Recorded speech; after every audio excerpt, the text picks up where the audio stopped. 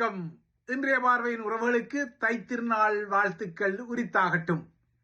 இலங்கை தீவில் இன்று வழமை போலவே அரசியல்வாதிகளின் வாழ்த்துச் செய்திகள் மற்றும் நல்லிணக்க காட்சிப்படுத்தல்களின் பின்னணியில் தைப்பொங்கல் நாள் கடந்து கொள்கிறது. ஈழத்தமிழினத்தை பொறுத்தவரை இதற்கு முன்னரும் எத்தனையோ தைத்திரு நாட்களுக்கு வாழ்த்துச் செய்திகளை பெற்ற ஒரு இனம் அது. இந்த முறை அனுரகுமார திசாநாயக்காவின் யாழ்ப்பாண நல்லிணக்க காட்சிப்படுத்தல்கள் மற்றும் நல்லிணக்க பொங்கலுடன் வெளிப்படும் காட்சிகள் மீண்டும் ஒரு முறை இந்த ஆசி செய்திகளை நினைவூட்டிக் கொள்கின்றது.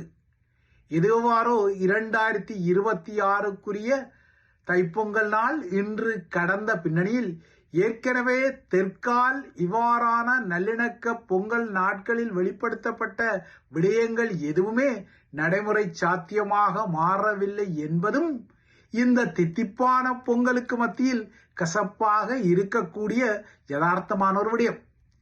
யாழ்ப்பாணத்தில் இன்று ஸ்ரீலங்கா அரசு தலைவரின் நல்லிணக்க பொங்கல் காட்சி இடம்பெறுவதற்கு முன்னர் கடந்த வருட இறுதியில் நவம்பர் மாதத்தில் தமிழர்களை சீற்றத்துடன் பொங்க வைத்த ஒரு விடயமாக இருந்த திருமலை கடற்கரையில் அடாவடியாக புத்தர் சிலை ஒன்று வைக்கப்பட்ட சம்பவம் தொடர்பாக அதன் சூத்திரதாரிகளில் முக்கியமான சூத்திரதாரியாக கருதப்படும் பலாங்கொட கசப்ப தேரர் உட்பட்ட 4 பிக்குகள் மற்றும் அவர்களின் மத அல்லக்கை முகங்கள் என 9 பேருக்கு திருமலை நீதிமன்றம் நேற்று தடுப்பு காவல் உத்தரவை வழங்கியது. அதன் அடிப்படையில் இன்று காசியப்ப தேரர் உட்பட்ட 4 காவிகளும் அவர்களின் ஆதரவாளர்களாக கருதப்படும் மேலும் 5 பேர் உட்பட்ட 9 பேரும் தடுப்பு காவலில் இருந்தனர். திருமலை நீதிமன்றம் நேற்று இந்த சம்பவத்தை செய்த பின்னணியில் அனுரகுமார திசாநாயக்கா இன்று யாழ்ப்பாணத்தில் நின்றார். கடந்த ஆண்டு நவம்பரில் தித்வா சூறாவளி இலங்கையை தாக்கிக் கொள்வதற்கு 10 நாட்களுக்கு முன்னர் இந்த அடாவடி புத்தர் சிலையால் திருமலையில் மட்டுமல்ல தமிழர்கள் மத்தியில் கொதிநிலை ஏற்பட்டது. இந்த அடாவடி புத்தர் நல்லிணக்கத்தை உரசும் வகையில் ஒரு இரசாயன மாற்றங்களையும் ஏற்படுத்திக் கொண்டார். ஆனால் இந்த விடயத்தில் தமிழர்களின் சீற்றம் ஒருபுறம் இருந்தாலும் ஸ்ரீலங்காவின் கடலோர பாதுகாப்புத்துறை இந்த அடாவடி புத்தர் சிலை தொடர்பாக ஸ்ரீலங்கா காவல்துறையிடம் ஒரு முறைப்பாட்டை வழங்கியதால் இந்த முறைப்பாடு சில சிக்கல்களை நிர்வாக ரீதியிலும் ஏற்படுத்தி கொண்டது. அதாவது காவல்துறையிடம் வழங்கப்பட்ட இந்த முறைப்பாட்டின் அடிப்படையில் இந்த அடாவடி சிலையை காவல்துறை அகற்ற முற்பட்ட போது பலாங்கொட கசப்ப தேரர் குழு அதற்கு கடும் எதிர்ப்பு தெரிவித்ததும் மறுநாள் அதே சிலை காவல்துறை பாதுகாப்புடன் அதே இடத்தில் அடாவடியாக குந்த வைக்கப்பட்ட சம்பவம் தமிழர்களை இன்னும் அதிர்ச்சிக்குள்ளாக்கியது.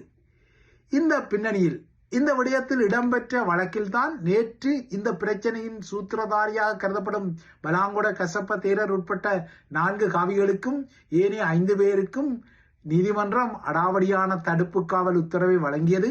இந்த உத்தரவின் அடிப்படையில் எதிர்வரும் 19ஆம் தேதி வரை இந்த காவிகளும் அவர்களின் அல்லக்கைகளும் தடுப்பு காவலில் தான் இருக்க வேண்டிய நிலைமை வந்துவிட்டது. திருமலை போதிராஜ விகாரையை மையப்படுத்தி இவ்வாறாக திருமலை நீதிமன்றம் ஒரு பொங்குதலை நேற்று செய்ய மறுபுறத்தே இன்று வேலணையிலும் மானிப்பாயிலும் அனுரகுமார திசாநாயக்கா நல்லிணக்க பொங்கலை பொங்கினார். அரசியல்வாதிகளை பொறுத்தவரை இன்றைய பொங்கல் நாளை மையப்படுத்தி வாழ்த்துக்களை வெளியிட்டுக் கொள்வதிலும் தேசிய பொங்கல் விழா காட்சிகளை அரங்கேற்றிக் கொள்வதிலும் அதனை மையப்படுத்திய நல்லிணக்க காட்சிகள் மற்றும் செய்திகளை வெளிப்படுத்திக் கொள்வதிலும் வழமை போல குறைவு ஏதும் வைக்கவில்லை.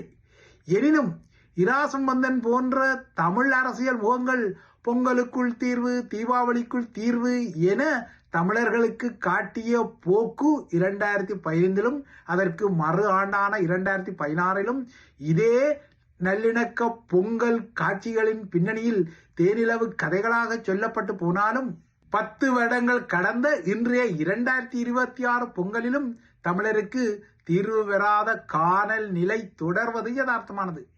இந்த நிலையில் அனுரகுமார திசாநாயக்காவின் இன்றைய நல்லிணக்க பொங்கலுக்கு மத்தியில் அவரது தரப்பு கடந்த 2024 பதவிக்கு வந்தபோது, அதாவது இலங்கையில் ஒரு ஆட்சி மாற்றத்தை ஏற்படுத்தி கொண்ட போது பாதிக்கப்பட்ட மக்களுக்கு நீதி வழங்குவதாக வழங்கிய உறுதிமொழியில் வெளிப்படையான முன்னேற்றம் எதுவும் ஏற்படவில்லை என மனித உரிமை கண்காணிப்பகம் இந்த வாரமும் விசனம் வெளியிட்டது.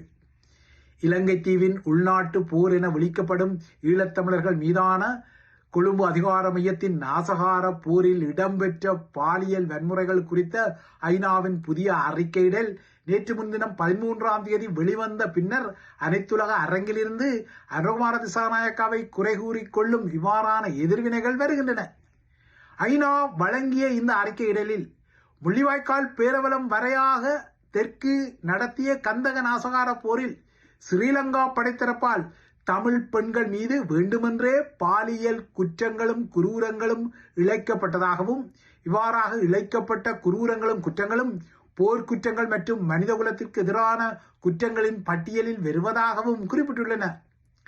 தமிழர்களின் தரப்பில் பெண்கள் ஆண்கள் என வேறுபாடு இன்றி இரண்டு பாலின தரப்பு மீதும் இந்த பாலியல் குற்றங்கள் இழைக்கப்பட்டமை போரில் உயிர் தப்பியவர்களின் ஆதாரங்களை அடிப்படையாக கொண்டு உறுதிப்படுத்தப்பட்டதாகவும் ஐநாவின் இந்த அறிக்கையில் கூறப்பட்டுள்ளது. முள்ளிவாய்க்கால் பேரவலம் எனப்படும் போரின் முடிவு கட்டத்தில் ஸ்ரீலங்கா இராணுவத்தால் தமிழ் பெண்கள் கொடூரமாக பாலியல் வன்கொடுமை செய்யப்பட்ட விடயங்கள் கசப்பான பகிரங்கமான விடயங்கள்.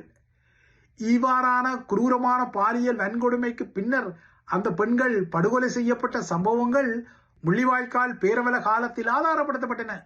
மிக முக்கியமான சம்பவமாகவும் குறியீட்டு சம்பவமாகவும் இசைப்பிரியா மீதான குரூரமான கொடுமை வெளியாகிக் கொண்டது.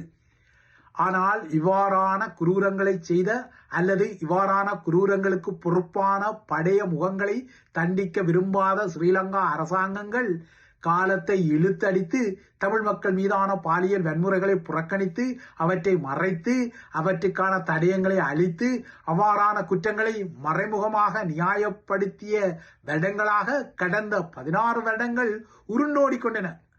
ஆனால் கடந்த 24 இலங்கையில் ஒரு ஆட்சி மாற்றம் ஏற்பட்ட போதிலும் இந்த காட்சிகளிலும் இல்லையென்றால் இந்த தந்திரோபாயங்களிலும் மாற்றங்கள் ஏதும் வரவில்லை என்பதை ஐநாவின் இந்த அறிக்கையிடல் புலப்படுத்துகின்றது. தற்போது ஐநா இந்த வாரம் வெளிப்படுத்திய தமிழ் பெண்கள் மீதான பாலியல் குரூரங்களின் அறிக்கையின் அடிப்படையில் இலங்கையில் நடந்த போர்க்குற்றங்களுக்கு பொறுப்பு கூறலை அனைத்துலக அரங்கம் கோர வேண்டும் என்ற குரல்கள் தற்போது அனைத்துலக மனித உரிமை அமைப்புகளிடம் இருந்து எழுப்பப்படுகின்றது. இதனைத்தான் அமெரிக்காவை தளமாக கொண்ட அனைத்துலக மனித உரிமை கண்காணிப்பகமும் தனது இந்த வார அறிக்கையிடலில் கோரியுள்ளது. 2026ஆம் ஆண்டுக்கான மனித உரிமை பேரவையின் முதலாவது அமர்வு ஐநா மனித உரிமை பேரவையின் 61வது அமர்வாக அடுத்த மாதம் ஆரம்பிக்கப்படவுள்ள நிலையிலும் யுனிவர்சல் பீரியாடிக் ரிவ்யூ எனப்படும் உலக நாடுகள் மீதான மனித உரிமை மதிப்பாய்வின் 51வது அமர்வு எதிர்வரும் 19ஆம் தேதி ஜெனீவாவில் ஆரம்பிக்கப்படவுள்ள நிலையிலும் இலங்கையின் உள்நாட்டு போருடன் தொடர்புடைய பாலியல் வன்முறைகள் குறித்த ஐநாவின் புதிய அறிக்கை வெளிவந்துள்ளது.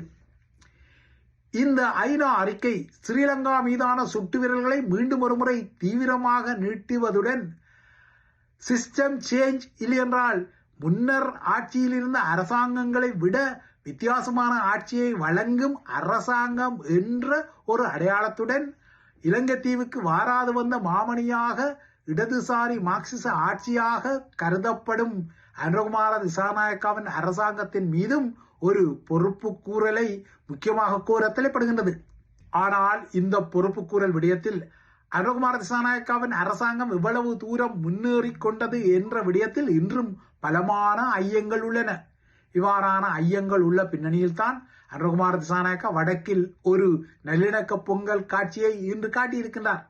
ஆனால் இவ்வாறான சில காட்சிப்படுத்தல்கள் இருந்தாலும் உண்மையான நல்லிணக்கம் என்பது தமிழர்களின் முற்றங்களில் வர வேண்டுமானால் தமிழர்கள் மீது இழைக்கப்பட்ட குற்றங்களுக்குரிய நீதி வழங்கப்படுவதிலும் அவர்களின் அரசியல் வீணவாவுக்குரிய தீர்வை வழங்கிக் கொள்வதிலும் தான் வந்து கொள்ளுமே தவிர வெறுமெனவே தை பிறந்தால் வழிபிறக்கும் என்ற வார்த்தை சிலம்பங்கள் மூலமாகவோ அல்லது இவ்வாறான நல்லிணக்க பொங்கல் காட்சிகள் மூலமாகவோ அல்ல என்பதும் இன்றைய தைத்திருநாள் தை மாதப்பிறப்பின் முதல் நாளிலும் தெற்கு அதிகார மையத்துக்கு அறைந்து சொல்லப்படும் ஒரு விடயமாகவே மாறியுள்ளது.